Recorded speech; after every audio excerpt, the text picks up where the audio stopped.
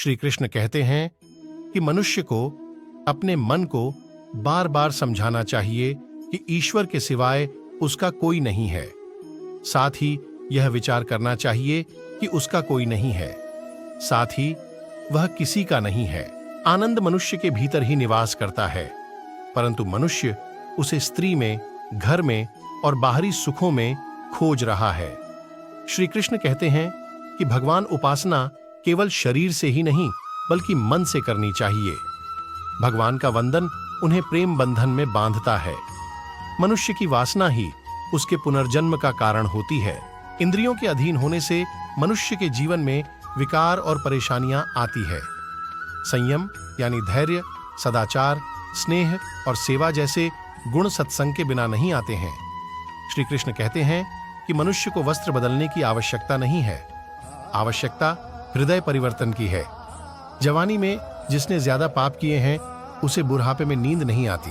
भगवान ने जिसे संपत्ति दी है उसे गाय अवश्य रखनी चाहिए। जुआ, मदिरापान, परस्त्री गमन, अनैतिक संबंध, हिंसा, असत्य, मद, आसक्ति और निर्दयता, इन सब में कलियुग का वास है। अधिकारी शिष्य को सद्गुरु, अच्छा गुरु अवश्य मिलता है। भोग में क्षणिक, क्षण भर के लिए सुख है, साथ ही त्याग में स्थायी आनंद है। श्री कृष्ण कहते हैं कि सत्संग ईश्वर की कृपा से मिलता है, परंतु कुसंगति में पड़ी डीडी एचना मनुष्य के अपने ही हाथों में है। लोभ और ममता, किसी से अधिक लगाव, पाप के माता पिता हैं, साथ ही लोभ पाप का बाप है। श्री कृष्ण कहते हैं कि स्त्री का धर्म है कि रोज तुलसी और पार्वती का पूजन करें। मनुष्य को अपने मन और बुद्धि पर विश्वास नहीं करना चाहिए, क्योंकि ये बार बार मनुष्य को दगा देते हैं। खुद को निर्दोष मानना बहुत बद्धा दोष है।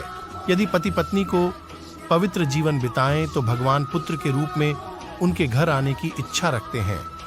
भगवान इन सभी कसौटियों पर कसकर, जांच परख कर ही मनुष्य को अपनाते हैं।